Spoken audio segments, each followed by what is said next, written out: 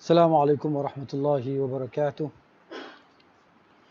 إن الحمد لله نحمده ونستعينه ونستهديه ونستغفره ونعوذ بالله من شرور أنفسنا وسيئات أعمالنا. من يهده الله فلا مضل له ومن يضلل فلا هادي له.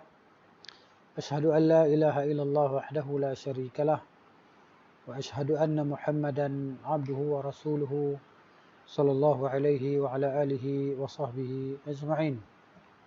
أما بعد، اللهم رب اشرح لي صدري ويسر لي أمري واحلل عقدة من لساني يفقهوا قولي. اللهم لا سهل إلا ما جعلته سهلا وأنت تجعل الحزن إن شئت سهلا. نقول بالله التوفيق. Alhamdulillah, syukur kehadirat Allah Azza wa Jalla. Pada malam ini kita dapat menyambung bacaan kitab hadis Bulughul Maram min Adillatil Ahkam, karya Al-Imam Ibn Hajar Al-Asqalani rahimahullahu ta'ala rahmatan wasi'ah. Dan kita pilih untuk membaca kitab syarah bagi kitab Bulughul Maram, iaitu kitab Tawdih Al-Ahkam oleh Syekh Abdullah bin Abdul Rahman ghafarallahu lahu wa hafizallah wa an. Dan pada malam ini insya-Allah kita sambung setakat mana yang kita berhenti dulu.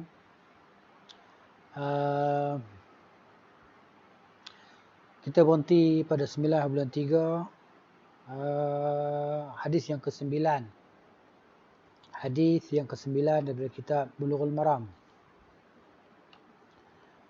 Wa an Abi Qatadah radhiyallahu anhu anna Rasulullah sallallahu alaihi wasallam qala fil hirrati innaha laysat binajasin innama hiya min at-tawafin 'alaikum. Akhrajahu al-arba'ah wa sahahahu at-Tirmidzi wa Ibn Khuzaimah. Daripada Abi Qatadah radhiyallahu anhu bahawa Rasulullah SAW bersabda berkenaan dengan al-hirrah. Al-hirrah adalah lafaz perkataan muannas bagi al-qit, kucing. Nabi SAW bercakap ataupun bersabda tentang kucing.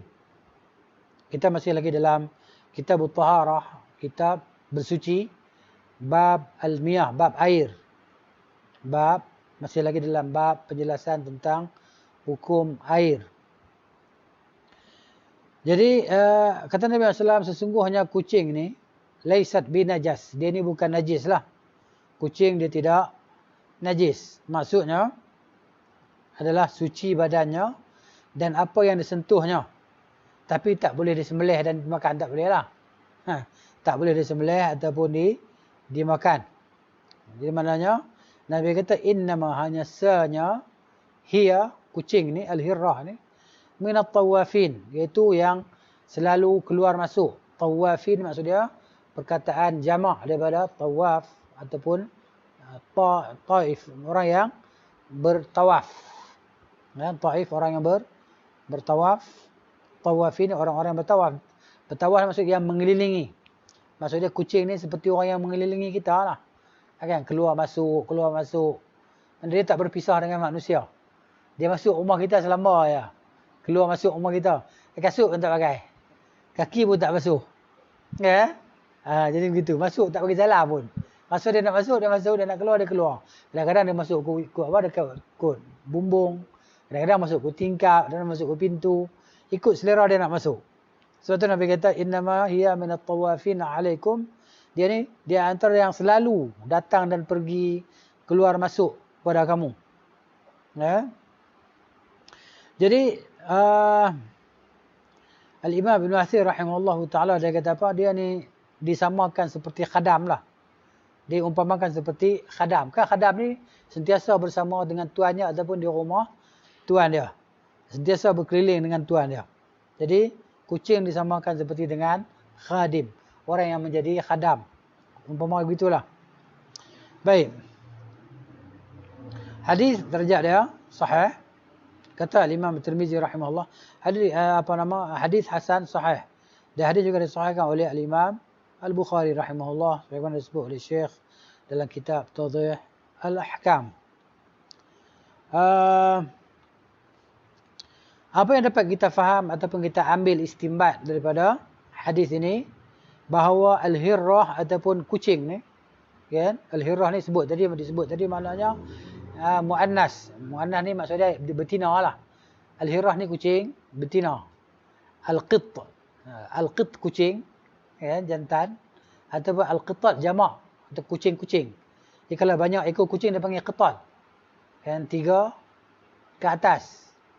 Qitun seekor kucing, qitat banyak kucing. Jadi al-hirrah adalah jenis daripada kucing ataupun kucing betina lah. Ya al-untha. Jadi nak contohnya kucing ni dia bukan najis dan apa yang disentuh tidak najis, ataupun apa yang dia jilat diminum daripada bekas tadi tidak najis.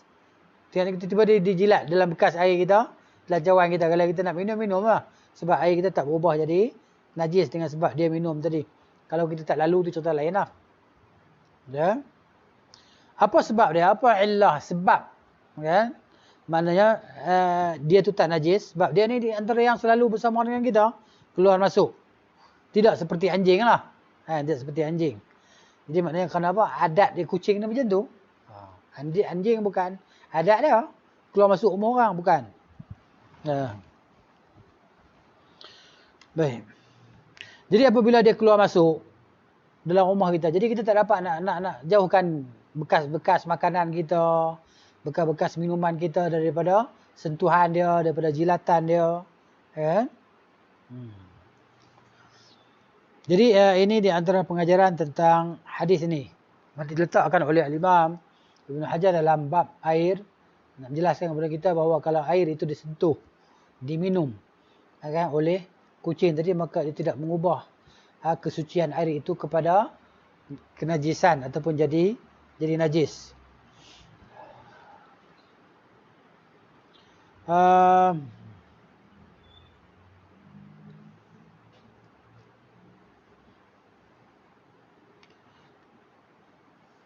Kemudian hadis yang seterusnya, wa an Anas bin Malik, daripada Anas bin Malik radhiyallahu anhu qala, jaa a'rabiyyun fabala fi ta'ifatil masjid fazajarahu an-nasu fanahahum Rasulullah sallallahu alaihi wasallam falamma qada bawlahu amara an-nabiy sallallahu alaihi wasallam bidhanubin min ma'in fa uhriqa alaihi. Hadis muttafaqun alaihi. Daripada Anas bin Malik radhiyallahu anhu katanya, datang seorang Arab Badui, A'rabi. A'rabi ini maksudnya mereka yang menetap ataupun tinggal di perkampungan, pedalaman. Kan dipanggil Ahlul Badiyah. Okay, Ahlul Badiyah ni orang yang tinggal di pedalaman, yang jauh daripada bandar. Jauh daripada bandar. Tak ada tamadun dia tu maksudnya lambat lah, jauh. Kan? Biasanya orang Arab Badui ni dia bersifat dengan sifat agak keras lah. Sifat keras. Tidak bersifat dengan sifat yang penyantun kita kata. Sebab kurang pergaulan. Jadi satu Arab Badui, dia datang ke masjid Nabi SAW. Maka dia kencing di satu sudut dalam masjid. Dalam masjid. Sahabat-sahabat Nabi ada, Nabi SAW pun ada dalam masjid. Masjid Nabi, masjid di sini adalah masjid Nabi SAW. Jadi pergi ke satu sudut, maka dia kencing di sudut tu. Jadi kita maklumlah, kita tahu bahawa masjid Nabi SAW ni bukan yang bertail, bukan yang bersimen, pasir, tanah, macam tu. Jadi apabila dia kencing dalam masjid, orang nampak, orang tengok depan, maksud dia menghadap ke dinding kan, kencing tu. Dinding pun dinding macam ni pun. Dinding dibuat daripada pelepah-pelepah tamar dan susunan batu kan, begitu.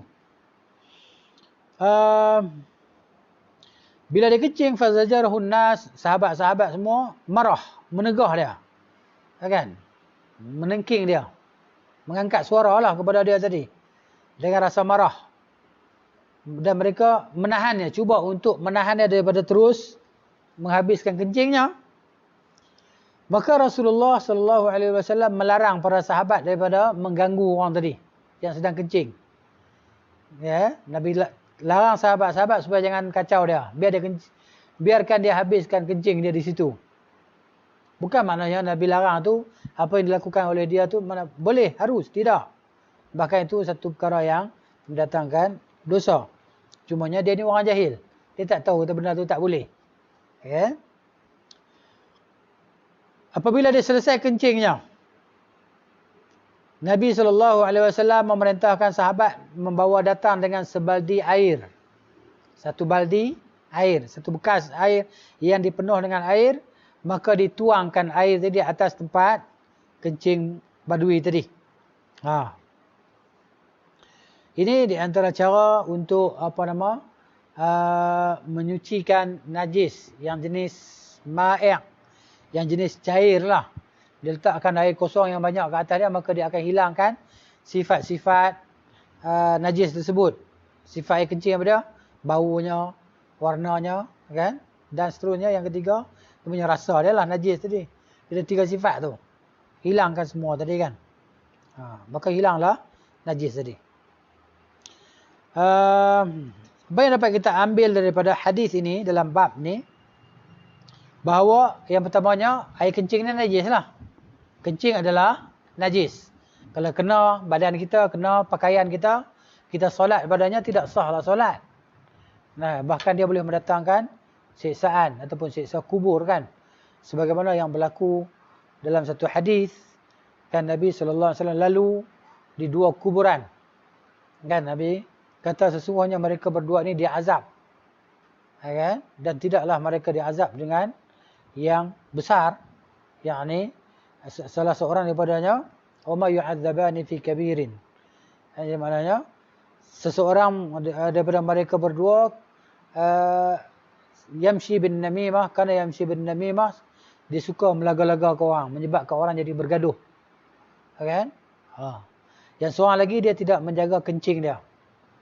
Dia kencing kena pakaian dia, kena badan dia, kan? Lalu dia solat, maka menyebabkan solat tadi tidak sah dengan najis yang kena pada pakaian dan badan. Ataupun dia tidak istinja. Dia kencing, dia tak basuh kencing dia, tak istinja. Hadis menjelaskan bahawa air kencing adalah najis, wajib disucikan tempat yang terkena kencing tersebut, sama ada pada badan kita ataupun pakaian kita ataupun tempat kita nak solat kan, begitu. Yang keduanya, hadis menjelaskan bahawa bumi tadi, tanah tadi, ya kan, sesuatu tempat itu yang dikencing padanya jadi bersih, jadi suci dengan sebab dituangkan air ke atasnya. Tidak disyaratkan untuk kita korek atas tanah tadi, kita korek tanah yang dikencing tadi, dibuang tempat lain. Tak disyaratkan macam tu. Ya kan? Sama ada sebelum kita basuh ataupun selepas kita membasuh. Dengan syarat bila kita siram air dia hilang. Tapi kalau jenis air, kalau jenis tahi tadi, maknanya najis yang jenis tahi yang kan, yang zahir tadi, maka kita kena hilangkan dia lah, kita kena buangkan dia. Kan? Tapi yang jenis cair ni, maknanya yang kita tak nampak tadi, itulah dia cara dia. Hadis menjelaskan bahawa wajib kita memuliakan masjid dan mensucikannya, menjauhkan masjid tadi daripada benda-benda kotor dan najis. Ya. Disebut dalam hadis yang lain, diriwayatkan oleh para ahli sunan, kecuali Imam Al-Bukhari rahimahullah, yang mana Nabi sallallahu alaihi wasallam dalam hadis yang lain, Nabi kata dekat Arab Badui tadi, Nabi kata inna hadhil masajid, sesungguhnya masjid-masjid ini la tasluhu li syai'in min hadzal baul wal qadar, tidak boleh kita nak buang air kecil dalamnya ataupun nak buang air besar dalamnya. Wa inna ma hiya li dzikrillah, hanya sahaja ia adalah untuk berzikir kepada Allah, wa qiraatil Quran, dan membaca Al-Quran. Ini fungsi masjid. Kemudian lagi di antara pengajaran hadis, nak cerita tentang kemuliaan akhlak Nabi sallallahu alaihi wasallam, keagungan akhlak Nabi sallallahu alaihi wasallam, sebagaimana Nabi tadi beri petunjuk isyarat, pengajaran kepada Arab Badui tadi dengan rifqin walin, dengan kelembutan, dengan akhlak yang baik, cakap yang baik, ya kan? Jadi selepas Arab Badui dia kencing, Nabi panggil dia, Nabi cakap, eloklah masjid ni tak boleh nak buang air kecil, buang air besar, ni tempat untuk zikir kepada Allah, tempat untuk baca Al-Quran. Ya. Jadi dengan sebab sikap ataupun akhlak Nabi SAW menyebabkan Arab Badui tadi rasa macam terpegun, terpesona, rasa macam rasa gembira dengan santunan Nabi SAW, dengan sifat kesantunan Nabi itu, sehingga dia khususkan Nabi SAW dengan doa dia. Dia tak nak orang lain masuk dalam doa dia. Yang mana dia berdoa, Allahumma arhamni wa Muhammadan. Ya Allah, engkau rahmatilah aku dan Muhammad sahaja. Wala tarham ma'ana ahadan. Janganlah engkau rahmati orang lain bersama dengan kami berdua. Cukup rahmat engkau kepada kami sudah. Maka Nabi kata sallallahu alaihi wasallam, makna hadis, engkau telah menyempitkan yang luas, kerana Allah Taala Maha Penyayang. Allah Taala Maha Pengasih, dan kasih sayang Allah Taala meliputi segala sesuatu. Jangan sempit yang luas. Rahmat Allah itu luas. Dan dia juga menjelaskan tentang maknanya pandangan Nabi SAW, bahawa Nabi SAW ni adalah seorang yang jauh pandangan dia. Okay? Dan dia amat mengetahui tentang tabiat manusia. Tabiat manusia. Ada yang sikap orang macam ni, kita santuni macam ni. Orang ni kita santuni dia macam ni. Dia Nabi SAW orang yang pakar lah. Yang paling pakar dalam mengetahui kaedah mu'alajatun nas. Kaedah nak berhadapan dengan manusia. Kaedah nak berinteraksi dengan manusia di berbagai peringkat kedudukan mereka tadi, sama ada orang Badui ataupun orang Madani, ya kan? Kanak-kanak, dewasa, kan? Mana Nabi SAW ni orang yang amat pakar, ya kan? Mengetahui tentang tabiat ataupun sifat manusia. Dan hadis-hadis yang kita baca tentang akhlak Nabi SAW sangat banyaklah, tentang santunan Nabi ataupun sikap Nabi yang begitu penyantun, kan? Seorang yang rahim, yang penyayang, yang pengasih tadi kan.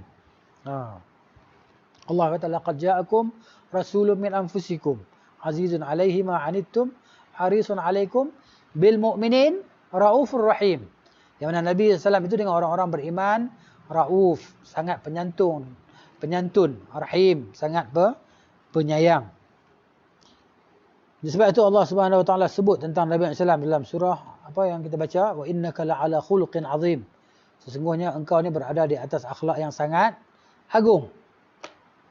Baik, hadis juga menjelaskan tentang satu kaedah hukum lah. Apabila bertembung dua keburukan,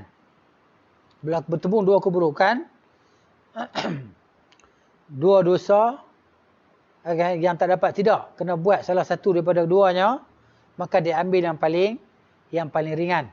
Macam kita sekarang lah, PKP kan. Tak boleh sembahyang Jumaat. Solat Jumaat, tak pergi, dosa. Tapi kalau kita pergi, mudaratnya lebih besar. Melibatkan nyawa. Bukan seorang pula tu. Nyawa ramai manusia. Jadi maka irtikab akhaf ad-dararain. Diambil yang paling ringan di antara dua dosa. Kan? Di antara dua kesalahan. Itu ajaran syariat. Begitu juga lah ketika kita kehausan, dahaga yang amat sangat, boleh memutuskan nyawa. Yang kita nampak hanya arak. Maka boleh kita minum setakat membasahkan tekak. Bukan minum sampai kan? 2-3 teguk kan? Tak. Sekadar basah tekak menghubung nyawa. Begitu. Sehingga bila kita tak minum, kita boleh menyebabkan kematian. Begitulah maksud dia.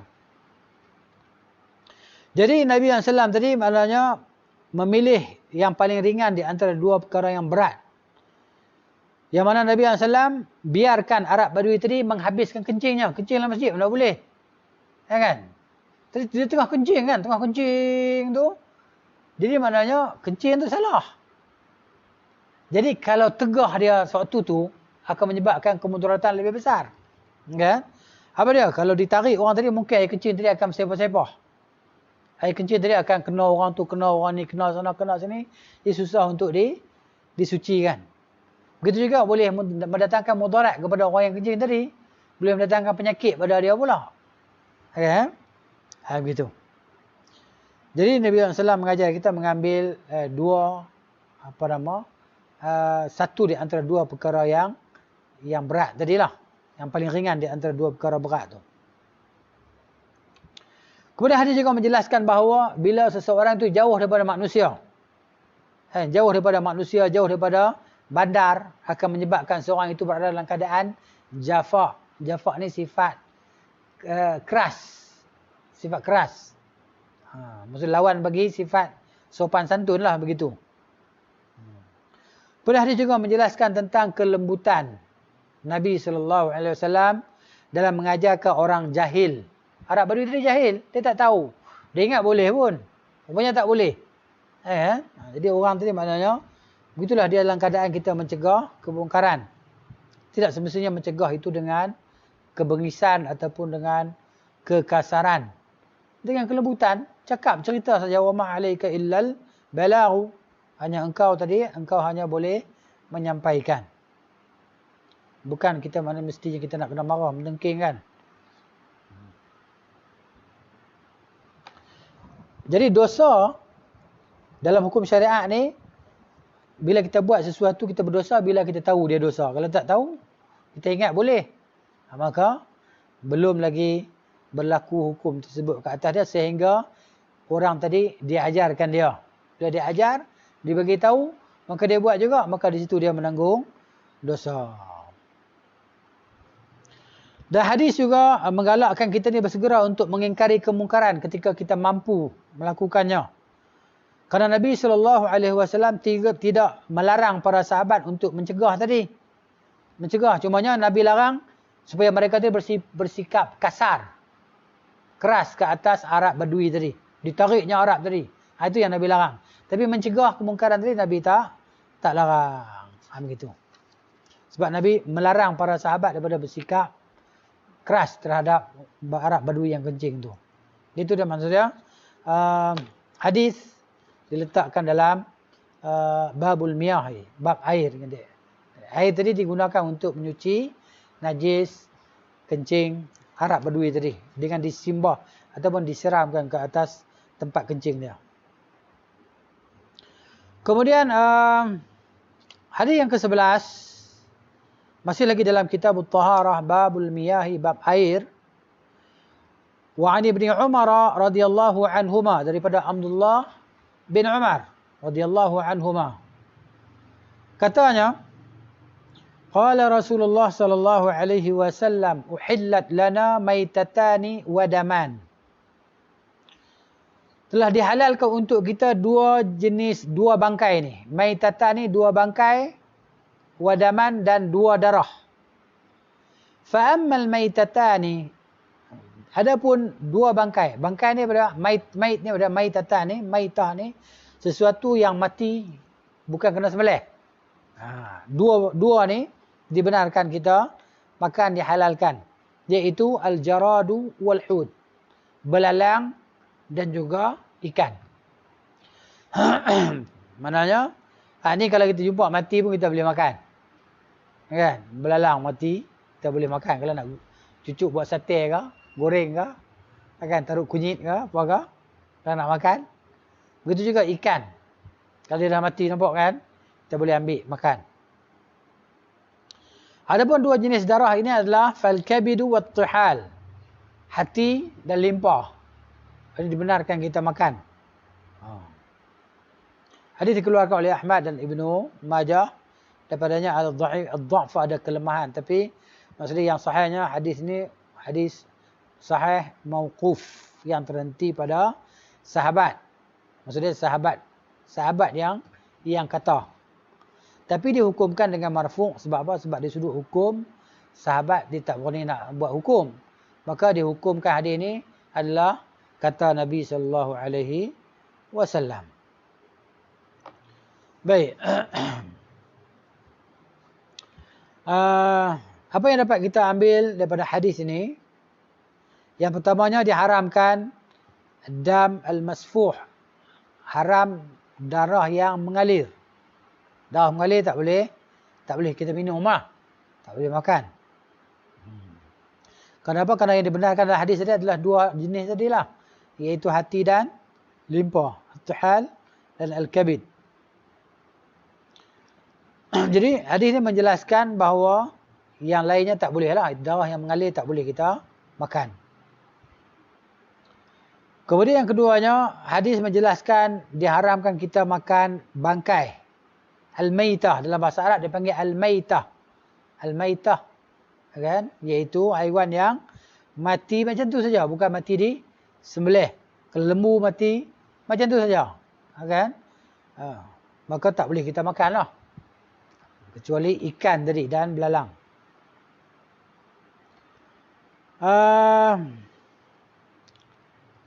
Jadi bangkai bagi belalang dan ikan kedua-duanya adalah halal kita makan.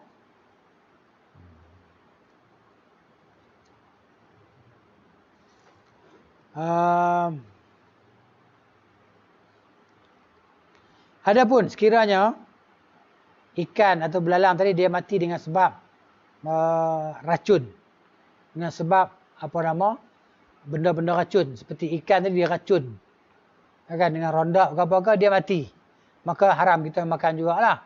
Haram tu bukan dengan sebab haramnya ikan mati tadi, haram dengan sebab racun yang kena padanya. Dan kalau kita makan boleh mendatangkan mudarat pada diri kita. Allah Ta'ala kata, wala tulqu bi'aidikum ila tahlukah. Jangan kamu campakkan diri kamu ke dalam kebinasaan. Ini maknanya ikan tadi dengan sebab racun yang diletakkan, maka bila kita makan akan mendatangkan mudarat kepada kita, kematian ataupun sakitlah.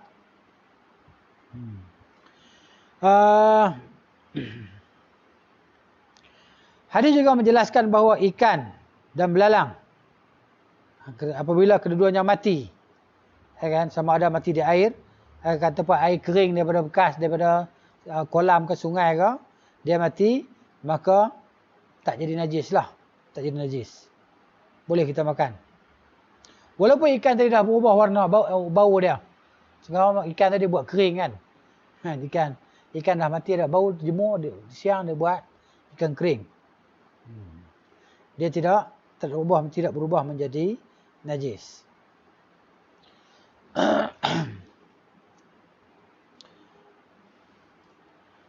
Di sana ada perbahasan lah berkenaan dengan darah, sama ada darah tu najis ataupun tak najis. Di sini mana berlaku khilaf di kalangan ulama lah. Adapun jumhur mengatakan dia adalah najis lah, kan, najis. Jadi sebahagian ulama kata dengan pendetilan lah, kata Syekh Ibn Uthaymin rahimahullah berkenaan dengan darah ni, dia kata darah yang mengalir daripada haiwan yang mati adalah najis, sebagaimana firman Allah dalam surah Al-An'am ayat 145, au daman masfuhan, darah yang mengalir, tak kira darah apa pun. Begitu juga darah haid adalah najis. Darah yang mengalir pada manusia kalau zahir nas dia menunjukkan wajib dibersihkan lah, kecuali susah ataupun sukar kita nak bersihkan dia. Kan, seperti orang yang dalam peperangan, luka dan sebagainya. Kan? Berlaku khilaf juga, sebagai ulama kata dia hanya haram dimakan, tapi dia tidak bersifat najis. Tapi wallahu alam, yang rajih yang disebut sini adalah pendapat jumhur yang menyebut tentang darah yang mengalir adalah najis, kecuali ia dimaafkan yang sedikit lah, ataupun yang sukar kita nak bersihkan dia. Begitu. Tapi kalau dah banyak tadi kan, maka berlaku perbahasan lah. Macam contohnya yang berlaku pada Umar radhiyallahu anhu, yang ditikam kan, darah banyak. Kemudian darah dia tak dibasuh, dia teruskan solat kan. Dia teruskan solat dalam keadaan darah mengalir. Itu juga diambil dalil oleh kelompok yang mengatakan darah manusia, darah yang mengalir selain pada haid tidak najis. Wallahu ta'ala a'lam. Begitu juga Abdullah bin Mas'ud radhiyallahu anhu dia menyembelih unta. Hari raya Korban dia sembelih unta kan, darah. Baju dia kena darah semua, dia pergi solat.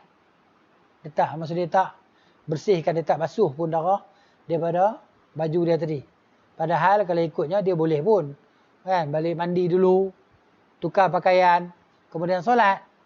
Ini pun nampak macam kuat menyatakan bahawa darah yang mengalir daripada manusia ataupun daripada haiwan yang halal dimakan tidak najis.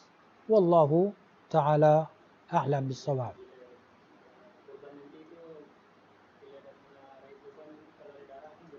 Boleh solat. Ini perbuatan Abdullah bin Mas'ud. Kalau batal, kalau tak sah solat, nasihat Abdullah bin Mas'ud lebih aula mandi. Ya kan? Begitu. Jadi maknanya, dan Abdullah bin Mas'ud ini terkenal orang yang faqih di kalangan sahabat radhiyallahu anhu. Syekh Al-Albani rahimahullah dan ta'liqat ar-radhiyah, dia maknanya cenderung kepada darah yang mengalir selain daripada haid lah, tidak najis. Tapi bermakna bila tidak najis tak bermakna boleh kita minum. Kan? Bukan bermakna kita boleh buat makanan, buat apa, puding ke apa ke, bukan boleh. Tak boleh pula, haram dimakan ataupun diminum. Begitu juga khilaf tentang arak kan, tentang kenajisan arak tadi kan. Adakah arak itu najis ain dia ataupun najis hukum dia. Juga berlaku khilaf di kalangan ulama. Dan tapi aulanya kita ihtiyat. Ihtiyat ni kita berhati-hatilah.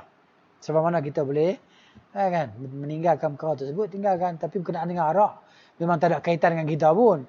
Kita pun tak pernah tengok, tak pernah sentuh botol arak pun. Tengok dari jauh tu mungkin lah. Kan? Ataupun berkenaan dengan darah ni mungkin kena pada kita. Terutamanya pada hari raya Korban kan. Tapi saya tak nampak macam kalau raya Korban kita pun bukan kita sembelih sampai rocik-rocik darah. Kena baju kita tak kan. Kena tangan, habis tangan lepas tu seluar kita sikit ya, tak banyak pun. Begitu. Berbeza dengan menyembelih unta tadi. Sebab unta dia tak sama dengan lembu. Unta ni dia nahar kan. Jadi sembelih unta sambil berdiri ya. Kan? Dia sembelih unta pisau macam tu ya. Begitu ya, dia potongnya di bawah nahar, disodoknya di situ.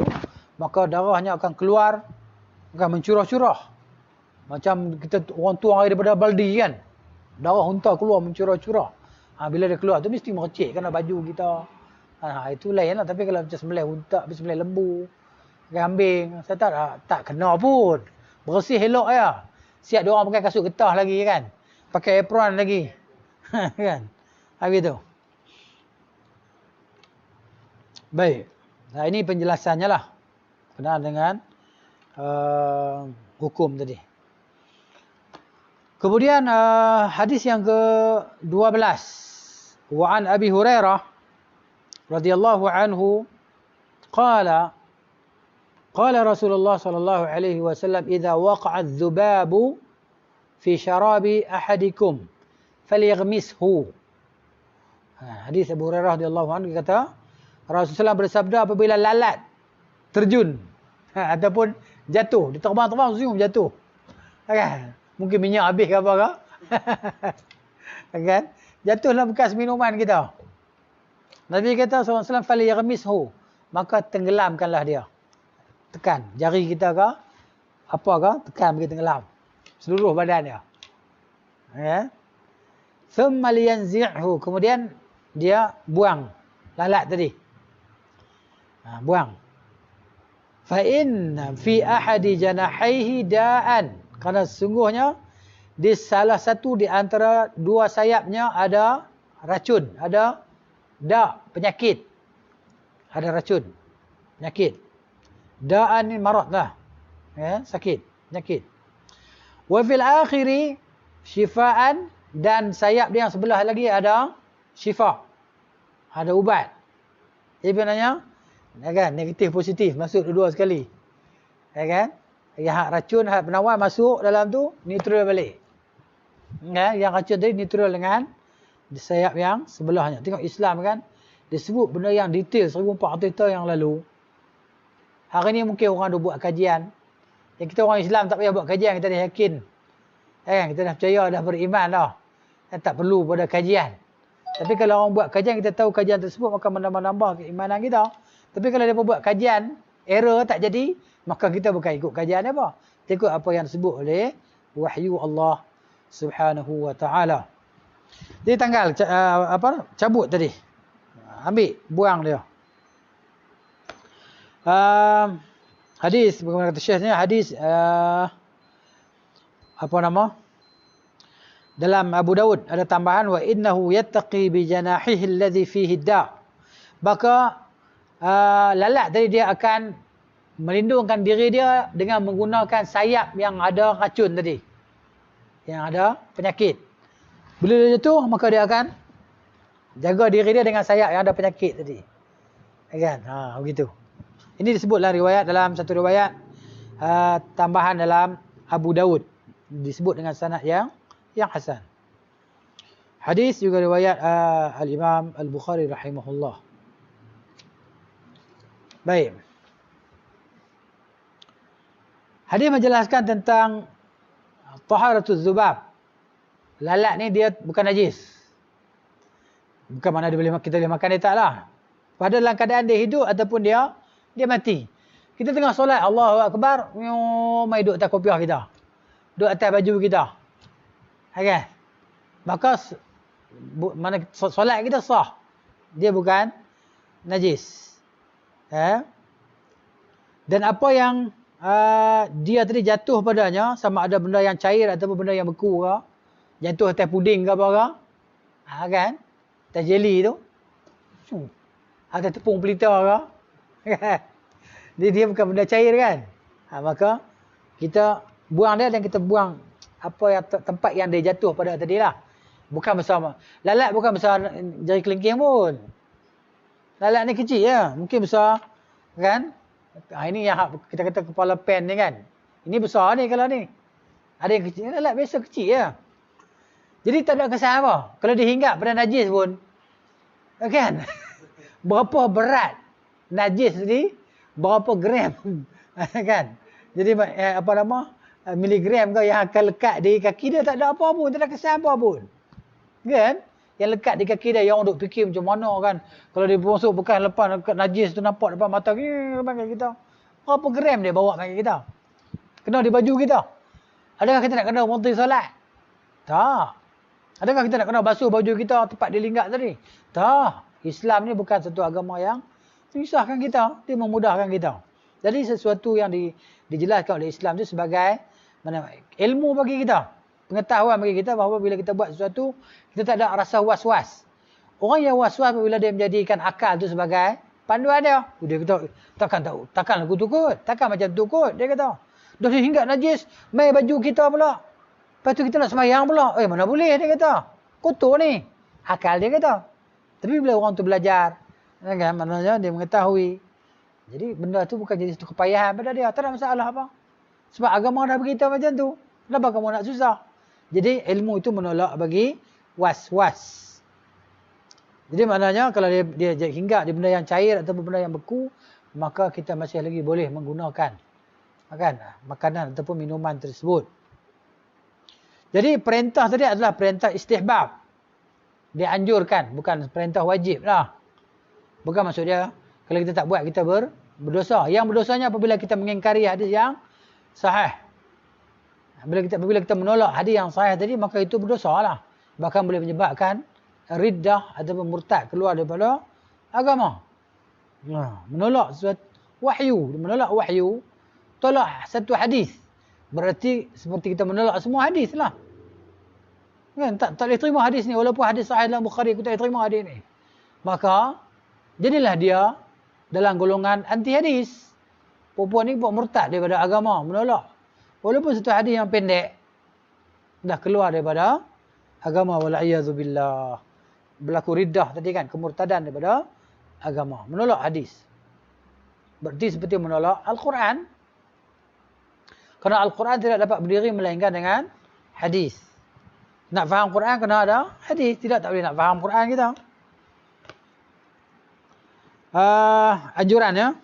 Anjuran ditenggelamkan seluruh lalat tadi ke dalam air.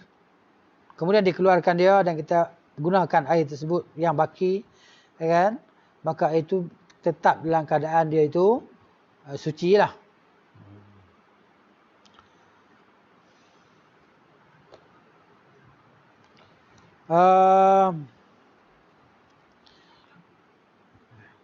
Dalam hadis nak cerita pada kita tentang i'jaz ilmi. I'jaz ilmi maksud dia tentang mukjizat ilmu lah.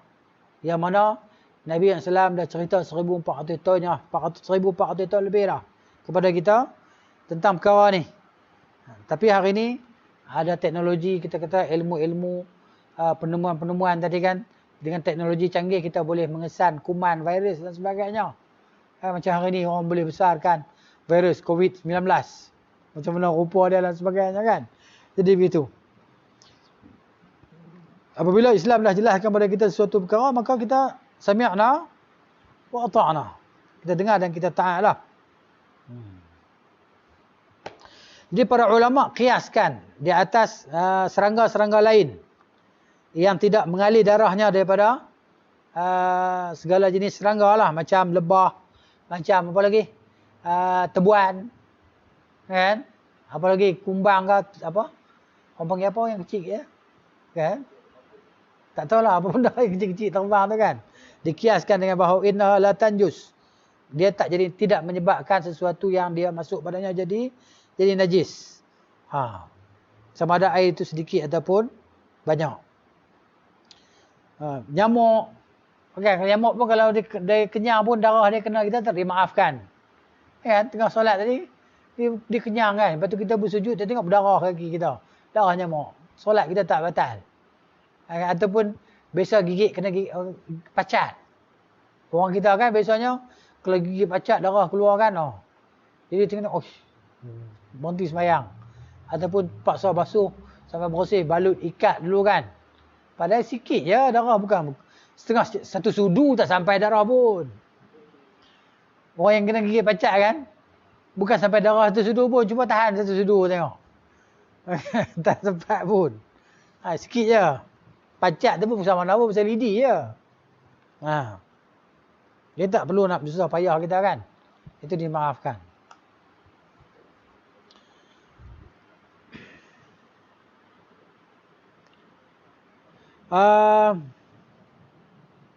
Di sana ada juga lah orang yang menolak hadis ni. Puak-puak zanadiqah. Puak-puak zanadiqah ni orang zindiq lah. Zanadiqah jamak pada zindiq. Itu orang yang kita kata mengaku je Islam zahirnya. Tapi hakikatnya mereka menolak tadi apa yang dijelaskan oleh Nabi SAW. Walaupun hadis sahih dalam Sahih Bukhari, aku tak terima, dia kata. Ya kan?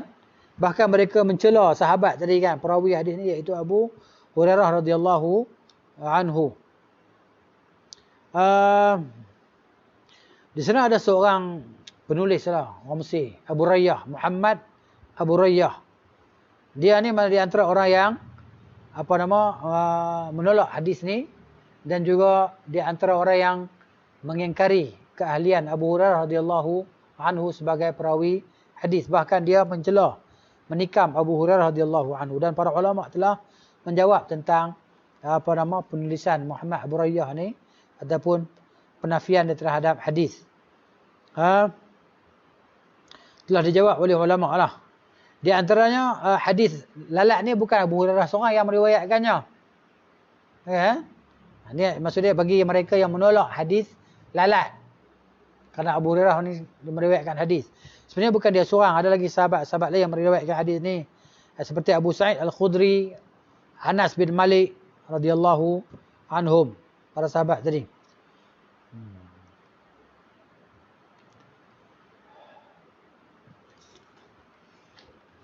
Yang pentingnya dia adalah hadis yang sahih. Kemudian hadis yang ke-13, wa an Abi Waqid Al-Laythi radhiyallahu anhu qala. Qala Rasulullah sallallahu alaihi wasallam, ma quti'a min al-bahimati wa hiya hayyatun fa huwa maitun. Apa-apa yang dipotong daripada haiwan, al-bahimah ni maksudnya haiwan yang berkaki empat, lembu, kambing, kuda, kan? Dipotong daripada dia dalam keadaan dia hidup, maka dikira dipotong tadi sebagai bangkai lah. Contohnya dia terasa tengok teringin kambing tu kan. Nak sembelih kambing sayang. Maka dia bius kambing tadi, dia hiris sikit. Ambil dekat paha kambing tu, keping daging. Buat sting. Itu dikira bangkai. Walaupun kambing tadi masih hidup. Nabi kata fahuwa mayyitun. Fahuwa mayyitun. Apa yang dipotong tadi adalah bangkai lah. Dikira bangkai. Hadis darjat dia hasan. Jadi apa yang kita faham ataupun pengajaran daripada hadis ini,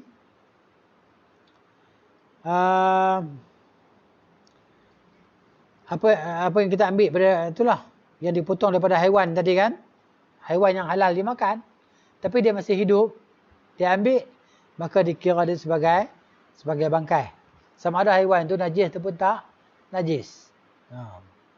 Haiwan yang masih hidup kan, begitu, diharamkan kita makan.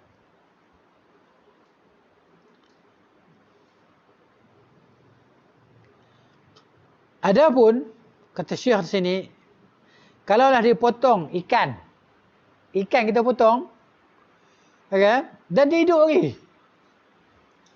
Ikan tadi kan, kita dah siang-siang dah potong kan, lepas tu kepala dia, bahagian separuh kita ni, separuh kepala tu kita letak lain, masih jalan lagi kan, masih hidup lagi. Maka dia tahir, mubahalah, suci, halal. Dia tak macam haiwan kambing, lembu tadi kan. Sama jugalah ayam lah. Kan? Tapi ayam orang nak ambil kat mana badan dia? Gitu. Jadi ayam macam hukum dia macam lembu kambing tadi lah. Tapi dia sebut lembu. Kalau lembu kambing ni dia ada bahagian daging banyak. Terutamanya di bahagian paha. Kan? Begitu. Jadi kata Syekhul Islam Ibn Taimiyah rahimahullah, ini adalah disepakati di antara ulama lah. Ini dikecualikan pada rusa, dia panggil apa? Masdir. Kan maknanya rusa yang menghasilkan kasturi. Kasturi kan, dia sesuatu yang tumbuh di badan dia macam kudis tu. Di bawah dia antara dekat dengan pusat dia tadi kan. Benda tu nanti dia akan jatuh, akan luruh daripada diri dia.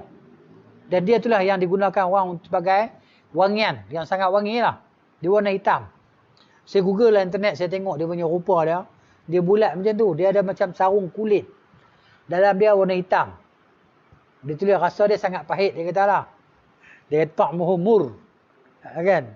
Rasa dia pahit, dia kata. Kan? Kalau kita buka Google cari dia dalam bahasa kita panggil ni lah. Maknanya misk. Ghazalul misk. Rusa misk. Dia ada 2 taring yang putih. Ada 2 taring putih. Dia biasa ada di tengah di pergunungan Siberia. Siberia kan. Dekat dataran dekat Georgia dekat Mongolia, dekat Tibet. Dia di atas pergunungan tinggi dia ni, susah dapat. Kan? Biasanya kan dia orang dapatkan dia orang tembak kan, orang nilah. Sepatutnya tak payah pun, benda tu akan terpisah daripada diri dia sendiri. Dia akan bila sampai tempoh masa dia akan rasa sakit yang amat sangat, dia rasa gatal yang amat sangat. Dia akan garu-garukan tempat tadi di batu, maka dia akan jatuh benda tu. Dia bulat macam tu. Dia dalam dia tu dia panggil misk. Bahasa kita panggil masdir. Masdir, dir tu rusa kan. Itu dia maknanya. Itu dikecualikan. Itu terpisah daripada dia semasa dia hidup. Itu tidak najis. Itu dia panggil sesuatu yang terpisah daripada haiwan kan. Kita baca hadis najis kecuali dia rusa tadi lah. Kasturi yang menghasilkan wangian kasturi tadi yang begitu mahal. Mahal lah, harga dia 1,000. Mahal. Sebab susah dapat. Dan maknanya dia sangat wangi lah. Sangat wangi. Gitu. Dia panggil Ghazalul misk.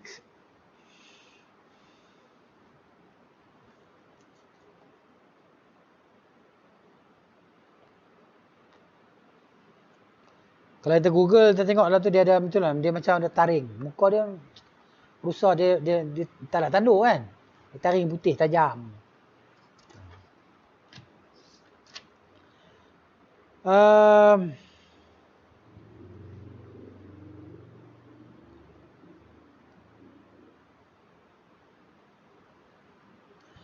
Begitu juga dikecualikan. Sekiranya haiwan tadi, haiwan yang liar yang susah nak ditangkap lah. Kan? Maka dikejar, maka ditetak dia kan. Macam kita panggil haiwan liar. Ataupun unta liar ke apa ke, kuda liar ke. Kan? Ditetak dia. Maka ditetak, dipanah apa semua sampai dia mati tadi kan. Itu dikecualikan. Mungkin tetak kaki dia putus. Kan? Lepas tu kejar lagi sampai dapat dia. Ini dikecualikan. Seperti dia kata di sini seperti unta yang liar lah, unta liar, lari. Susah nak dapat, susah nak ditangkap, nak disembelih. Dan para sahabat radhiyallahu anhum telah melakukannya dalam peperangan mereka ketika mereka pergi berperang, kan, berlaku macam tu. Dan disebut dalam hadis Al-Bukhari daripada hadis Rafi' bin Khadij, katanya, kunna ma'an Nabi sallallahu alaihi wasallam fi Dhi Al-Hulaifah. Kami pernah bersama dengan Nabi SAW di Dhi Al-Hulaifah, nama tempat miqat lah, tempat miqat orang buat haji kan. Tempat niat ihram tu. Maka fanadda ba'irun, satu unta dia jadi macam dia lari. Bukan dia lari, maknanya dikejar. Maka dikejar oleh para sahabat radhiyallahu anhum sehingga penat. Tak dapat. Kan nak kejar dia unta kan, atau dia lari kan. Jadi fa ahwa ilaihi rajulun bisahmin. Maka seorang sahabat ambil panah dia. Fa habasahu Allah taala, maka mati unta tadi. Fa qala sallam inna li hadhihi al-ba'aim. Sesungguhnya haiwan-haiwan ini kan awabid ka awabidil wahsh, depa ni mempunyai adat seperti adat binatang liar. Unta-unta ni dia ada adat macam binatang liar, kadang-kadang dia secara tak semena-mena dia jadi liar. Kan? Dia macam susah nak ditangkap, diterpas susah nak tangkap. Fama nadda alaikum, apa yang keluar, yang lari daripada kamu, daripada haiwan ini, fasna'u bihi hakadha, maka buatlah macam ni. Baca bismillah, zoom. Panah. Kan? Maka boleh dimakan. Tapi kita hari ni bismillah, tembak. Macam orang tembak lembu, tembak kebau dalam kebun sawit. Kan? Orang kalau sebelah tempat saya tu orang belah lembu. Biasa belah lembu kan dalam kebun sawit. Jadi kan, tak tahulah tuan dia boleh kenal tak lembu dia macam mana. Kan? Ada satu lembu saya. Kan? Dia pun bawa orang, dia berupah, dia bagi upah satu ekor mungkin RM50 ke sekali tembak. Dia pun bismillah, pam bagi. Mati lembu. Kan? Maka boleh dipotong daging dia, dijual ataupun dimakan. Tapi lembu curi haram lah. Tapi kalau tak ramai yang mencuri kan. Mengaku dia mari kan. Ada tembak tengok lembu. Kalau sebelah highway dekat jalan pergi Durian Burung tu, ada lembu-lembu peliharaan tepi tu, siap ada orang berhenti lagi. Kan? Dia orang tangkap lembu, sembelih, potong, ambil 4 paha, tinggal badan tergolek. Nak buah kereta payah. Dia ambil 4 paha pun dalam kereta dia. Jual daging lembu. Pergi pasar malam, jual. Gantung daging lembu. Kita pun beli. Nak buat macam mana kita makan? Yang dosanya dia lah. Kita ni tengok yang zahirnya, orang Islam jual. Beli je lah. Takkan nak selidik lembu curi kan lembu apa. Siap dia sembelih kepala kita pula. Kan? Begitu. Baik. Kemudian habislah babul miyahi, bab air habis, masuk pula babul aniyah. Bab menjelaskan tentang bekas-bekas yang digunakan untuk makan ataupun minum. Pinggan ataupun cawan. Al-aniyah. Dalam bahasa Arab ini perkataan plural lah, aniyah. Jamak. Bekas-bekas makanan ataupun pinggan-pinggan. Alat-alat yang digunakan untuk makan ataupun minum. Kalau singular dia ataupun mufrad dia kata ina. Dalam bahasa Arab dia panggil ina. Ina ni bekas lah yang digunakan untuk makan atau minum. Di al-aniyah Ataupun al-awani. Al-awani pun lafaz jamak jugalah, bekas-bekas makanan tadi. Alat-alat tadi. Dan ia biasanya dibuat daripada besi lah. Al-hadid, besi. Kan kalau kita aluminium. Kalau sekarang ni gelas lah, kaca kan. Mak apa semua tadi. Ataupun tembaga. Kalau dulu dia orang buat dengan tembaga. Tembaga besi. Kan? Ataupun kayu. Kayu. Ataupun tempurung kan. Tempurung kelapa tu. Dia kreatif lah dia buat. Bawah dia letak kayu sebagai pemegang. Kan gam kan purung tadi. Dia jadi gelas, jadi cawan lah. Jadi yang gitu. Ataupun daripada kulit. Buat bekas isi air kan. Inak, itu maksud dia. Dan kadang-kadang dibuat daripada dipanggil al-jawahir, benda-benda macam apa nama, batu-batu kristal ni kan dibuat seperti ni. Kalau raja-raja kan, maharaja Rom, kaisar ke Parsi ke kan, maharaja Parsi ke akan gunakan benda macam ni lah sebagai bekas minuman dia apa. Tak ada dibuat daripada batu kan. Jadi asal dalam segala perkara ini adalah harus. Sebab Allah Ta'ala sebut, Allah kata huwallazi khalaqalakum ma fil ardi jami'an. Dia yang menciptakan untuk kamu apa yang ada di atas bumi ni. Segala yang ada atas muka bumi ni untuk kamu semua. Kecuali yang dia haramkan lah. Yang Allah Ta'ala haramkan ni tak banyak. Sikit. Sebab tu Allah sebut yang haram, yang ni tak boleh, ni tak boleh, ni tak boleh. Bukan semua tak boleh. Kan? Tapi pokok munafikin, pokok kafirin ni, musyrikin ni, dia kata, apalah ni tak boleh, tu tak boleh, ni tak boleh, tak boleh. Arak tak boleh. Ya kan? Kalau nak haramkan arak, haramkan sekolah tahfiz. Ini satu orang munafik cakap kan. Tak tahulah Islam dah. Islam benda ke tu. Kan? Jadi maknanya, perkara-perkara yang dihalalkan ni tak tersebut. Sebab banyak sangat. Sebab tu memang tak kena lah nak cop ni halal, tu halal. Kalau nak cop ni haram, ni haram, ni haram. Sebab yang diharamkan tak banyak. Sikit lah. Yang halal ni cukup banyak. Tapi itulah kita nak cari orang yang amanah ni kan. Nak cop halal ni, siapa boleh buat cop kan. Jadi, nak buat macam mana kita tawakal ala Allah, serah kepada yang berwajib lah. Mereka yang menanggung semua tu. Kan, tanggungjawab tadi mereka ambil. Jadi segala bekas-bekas ini tidak diharamkan kecuali apa yang Allah dan Rasulnya SAW haramkan. Iaitu bekas-bekas yang dibuat daripada emas, cawan, pinggan, garpu, sudu, kan? Yang digunakan untuk makan, minum daripada emas dan juga perak. Emas, perak tak boleh guna untuk sebagai kita kata tempat mengisi makanan ataupun minuman ataupun garpu dan sudu. Ataupun kita nak buat perhiasan dengan pinggan tersebut juga tak dibenarkan. Pinggan emas, buat pinggan emas sebagai hiasan. Dan perak, pinggan perak sebagai hiasan juga tak dibenarkan. Ataupun kita ambil sebagian perak saja buat tangkal ataupun pemegang bagi bekas makanan tadi kan, dibuat daripada perak juga tak dibenarkan. Aluminium lain. Aluminium bukan perak. Warna dia sama tapi sifat dia tak sama. Baik, hadis yang pertama dalam babul aniyah, itu hadis Hudzaifah bin Al-Yaman radhiyallahu anhuma, qala Rasulullah sallallahu alaihi wasallam, la tashrabu fi aniyati adh-dhahabi wal fiddati.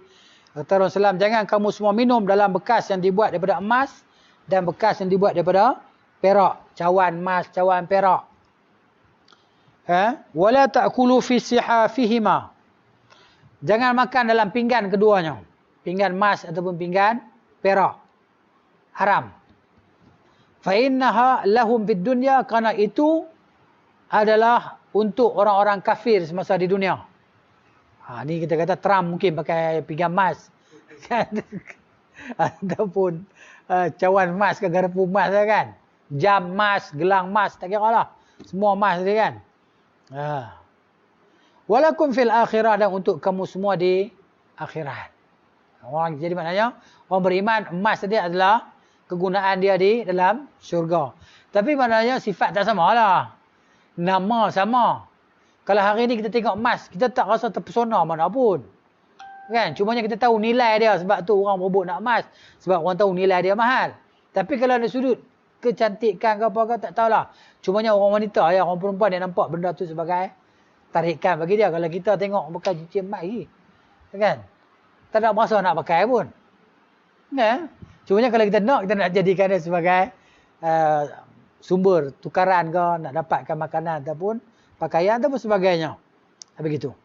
Jadi ia adalah untuk kamu, untuk mereka di dunia dan untuk kamu di akhirat. Di akhirat dalam syurga orang-orang beriman, mereka diberikan kepada mereka persalinan ataupun perhiasan daripada emas dan perak, cawan-cawan daripada emas dan perak dan seterusnya. Tentulah sifat dia tak sama dengan emas dan perak semasa di dunia. Tak samalah. Nama je nak bagi kita faham tu ya. Kan? Nama emas, nama perak. Oh, ini emas dalam perak dalam dunia. Dalam syurga kan? Dah. Ini syurga lain. Kita pun dah tak sama lah. Fizikal dah bukan macam ni dah. Dalam dunia ni kan? Fizikal kita dalam dunia ni berubah. Makin lama makin. Kan? Makin tak handsome lah. Kan? Makin lama makin tak larat dah. Dulu jalan betul. Tegak. Ya kan? Sekarang jalan dah bongkok sikit. Dah pakai tongkat. Dulu ke? Kembang. Dada bersayap. Dada berjalan kan? Otot-ototnya mengembang. Dia berjalan. Tapi sekarang. Kan nak pijak tangga pun dah tak larat dah. Itu cerita dia. Macam orang masuk main gym lah. Kan? Sekarang ni macam mana keadaan dia kita tengok kan. Mungkin nak angkat beg 2-3 helai baju pun dah tak larat dah. Itu cerita dia. Baik, insya-Allah berkenaan dengan huraiannya, kita akan baca baliklah hadis ni di masa yang akan datang insya-Allah taala. Semoga Allah Subhanahu wa taala mengurniakan kepada kita pengetahuan dan kefahaman untuk kita terus beramal dengan apa yang dijelaskan oleh Al-Quran dan oleh As-Sunnah insya-Allah taala. Aqulu qawli hadza astaghfirullahal azim li wa lakum wa li sairil muslimin wal muslimat. Nastaghfiruhu innahu huwal ghafurur rahim. Subhanakallahumma wa bihamdika asyhadu an la ilaha illa anta astaghfiruka wa atubu ilaik. Assalamualaikum warahmatullahi wabarakatuh.